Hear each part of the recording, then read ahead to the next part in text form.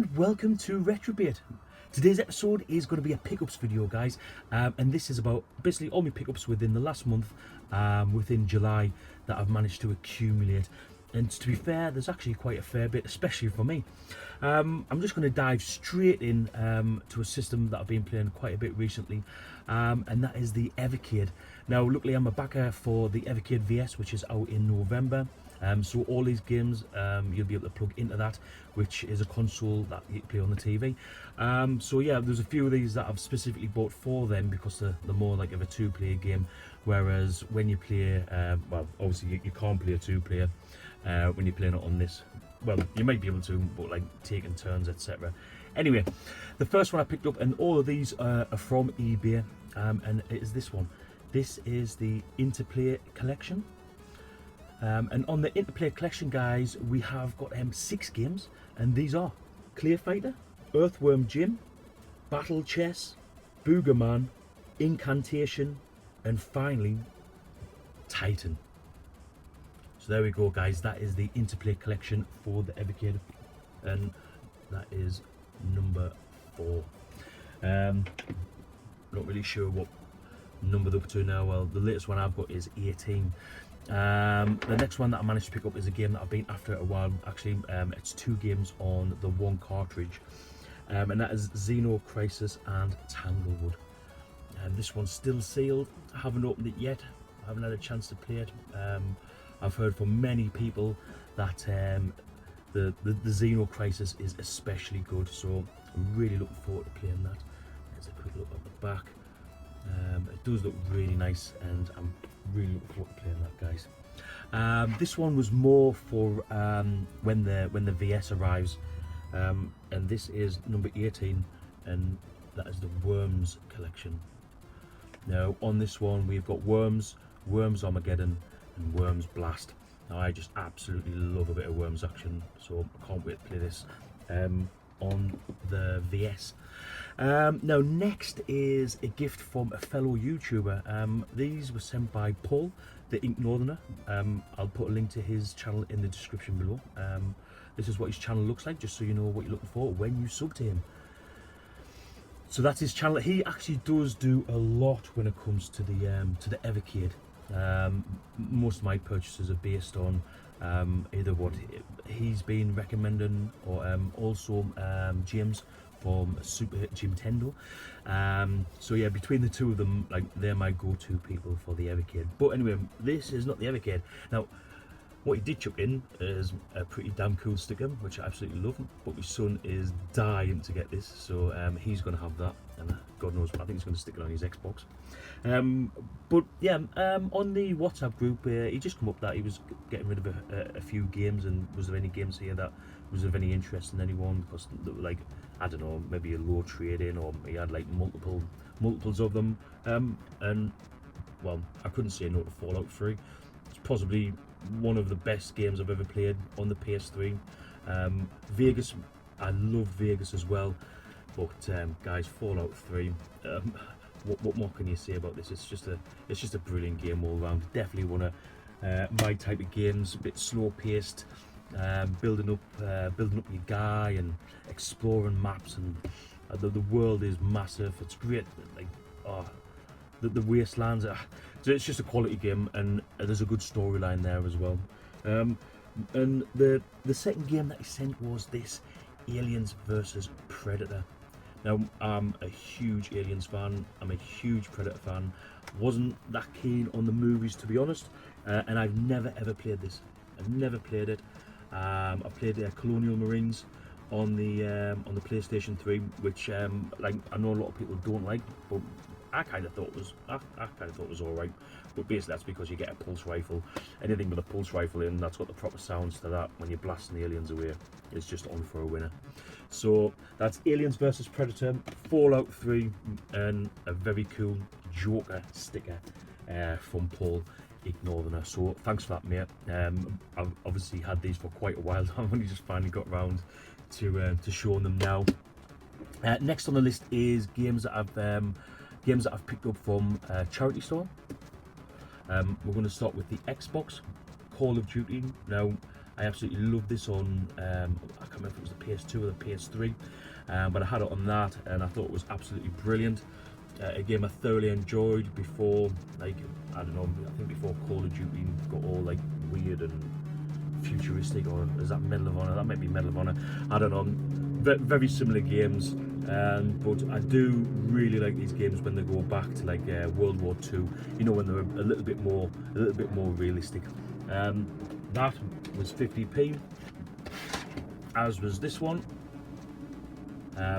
And I only got these to trade in basically into CEX form. Hopefully they'll have something that I like the look of more. But that is a good game actually, Batman. I played it with my son a few times. He's got it on the PlayStation 2. I just think it's a little bit hard for him at the minute. I think this one's rated at 7 years old, so it's just a little bit too hard for him, so it means I've got to do everything. And it's probably his least favourite out of all the Batman games. But I think, yeah, I'll probably keep that one anyway for him for a little bit later on.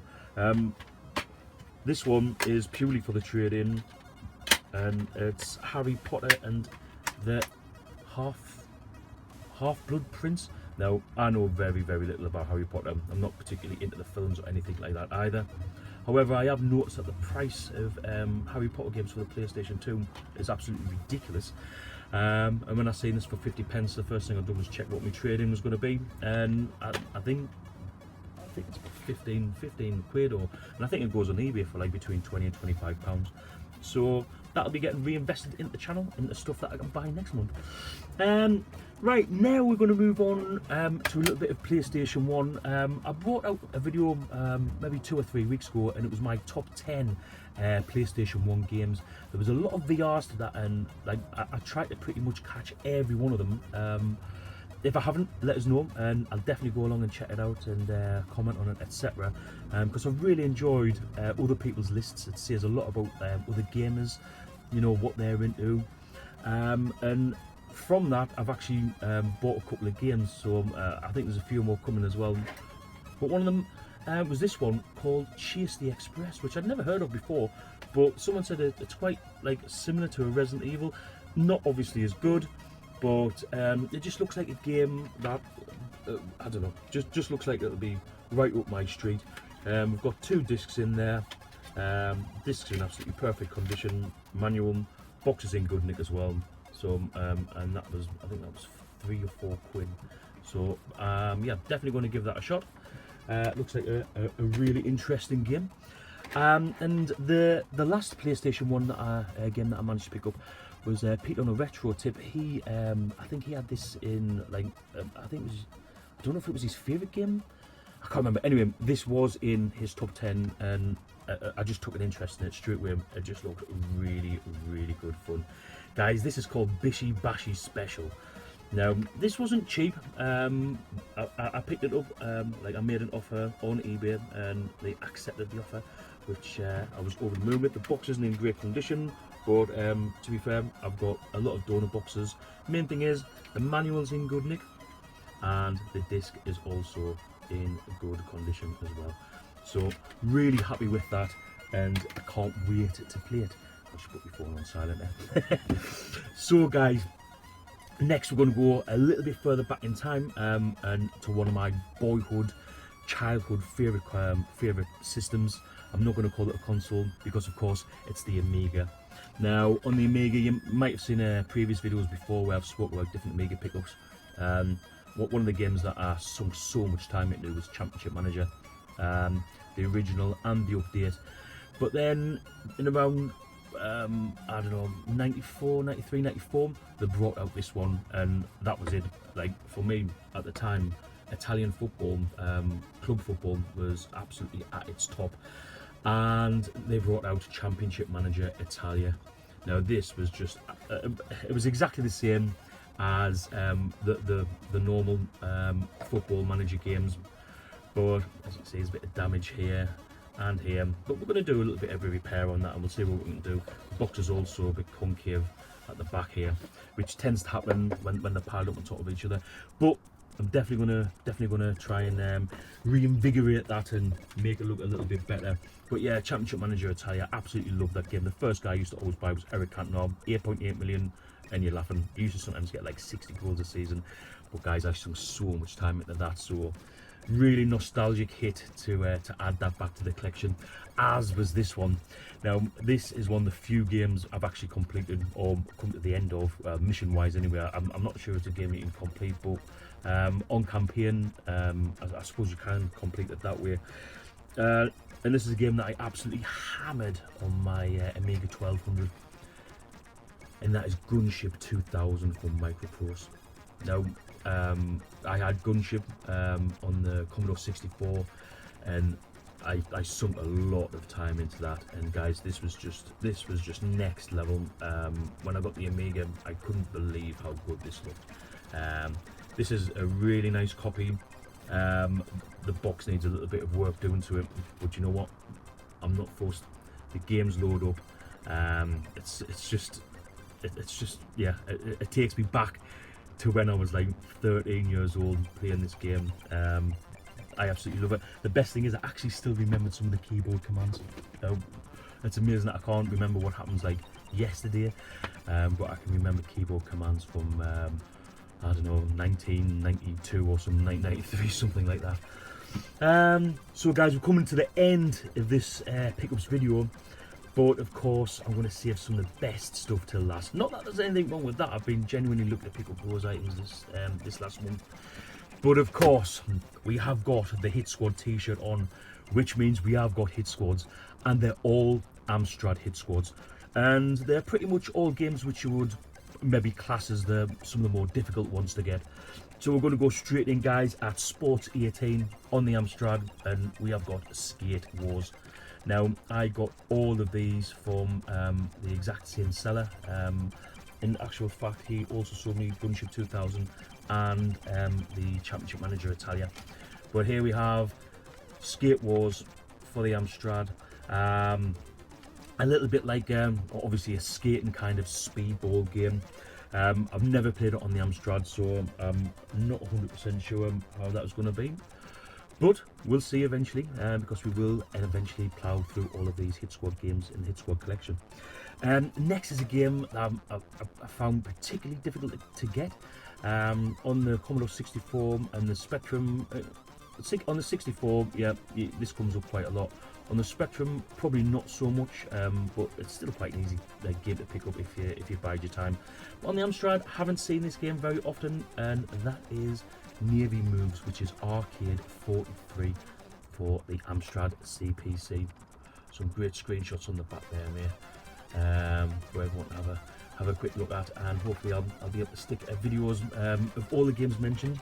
I normally put them in like this little corner down here, if you haven't noticed that by now. Okay, so moving on to another Hit Squad game, guys, because we've got 4 in total. Number 3 is Smash TV, which is Arcade 55. So I'm very happy to add this to the collection.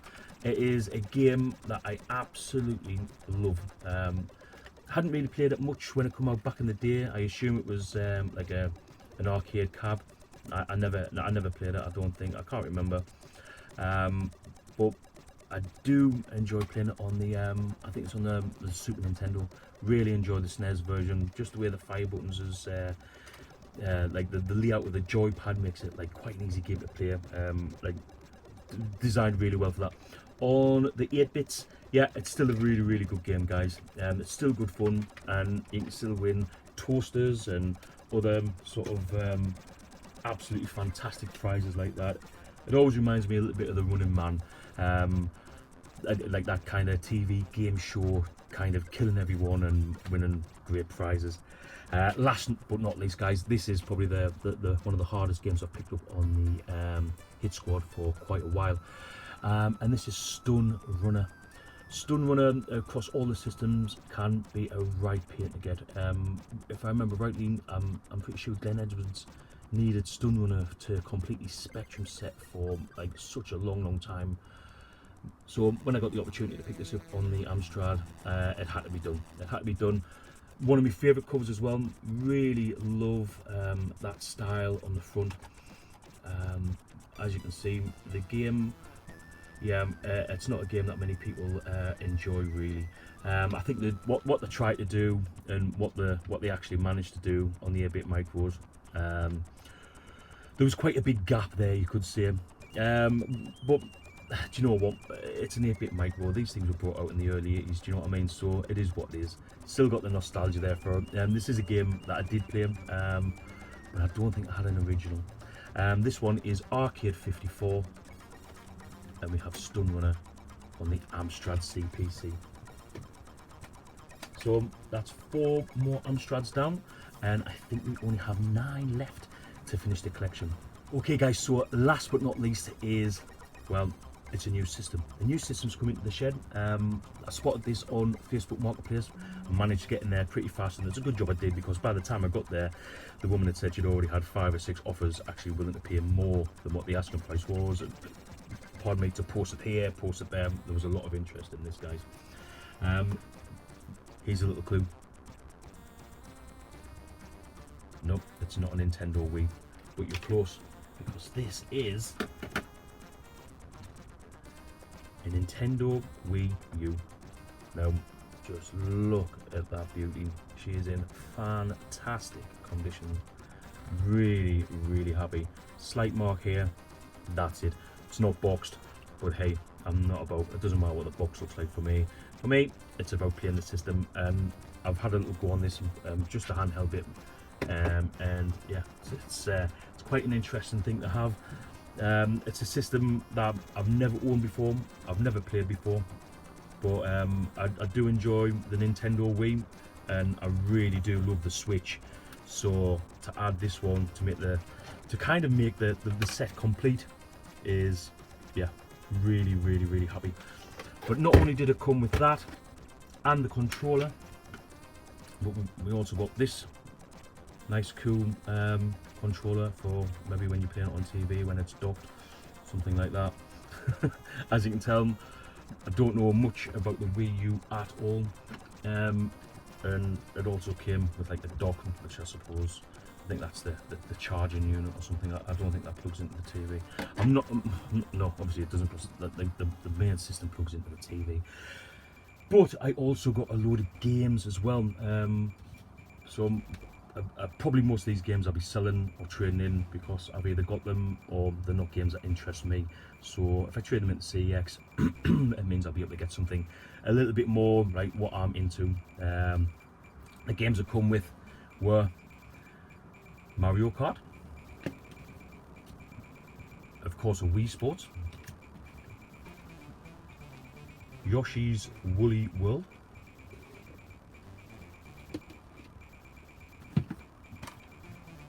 Just Dance 3, yeah, I ain't gonna be doing that one.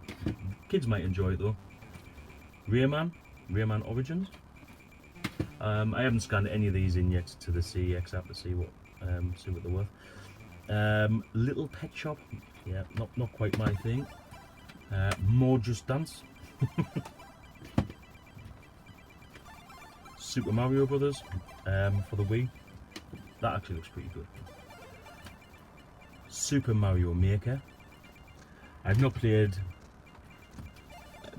any of these. I played this one though, the Mario and Sonic Olympic Games. That's a good one. I'm sure there's a Winter Games version that I quite enjoyed. So we'll take a closer look at that. Then we have Sing It, and it does actually come with, I've just got a box full of more controllers. Also, yeah, and we've got like a microphone in there as well to obviously go along with that. Then we've got Mario Power Tennis, and then some Wii games. We've got the Skylanders Imaginations. Now that must go, I take it, with this pad. But then we've also got a load of these like characters.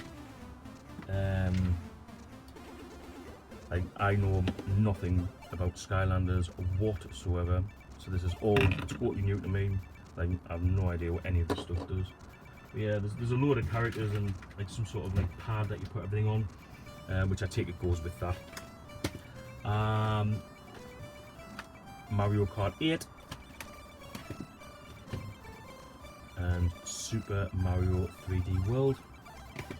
And last but not least, Need for Speed, The Run. So as you can see guys, it's been a pretty busy month. All of that stuff I'm gonna have to try and fit in the shed somewhere, but I'll find somewhere. It'll work. But I'm really looking forward to playing on the Wii U. I'm really happy with the Hit Squad games that I've picked up, and the same with the Amiga. The couple of games I got from Ink Northern as well. Really happy. You know, there's some real good people out there. And the PlayStation 1 games as well. So I just want to say another thank you to everyone who managed to do a VR to that video. I really enjoyed watching them, guys. So I hope everyone's keeping well. It's good to see everyone getting a little bit more back to normal. And don't forget, tonight I'll be watching the swap shop on the Retro Chef's channel, and then the Wednesday after that we have got, of course, the quiz. So we know Sega Zombie's still in there. He's still he's the 6-time champion now, and we'll find out on Monday who he'll be up against. So guys, look out for any news regarding the quiz. I hope to see you there a week on Wednesday. So until then, goodbye.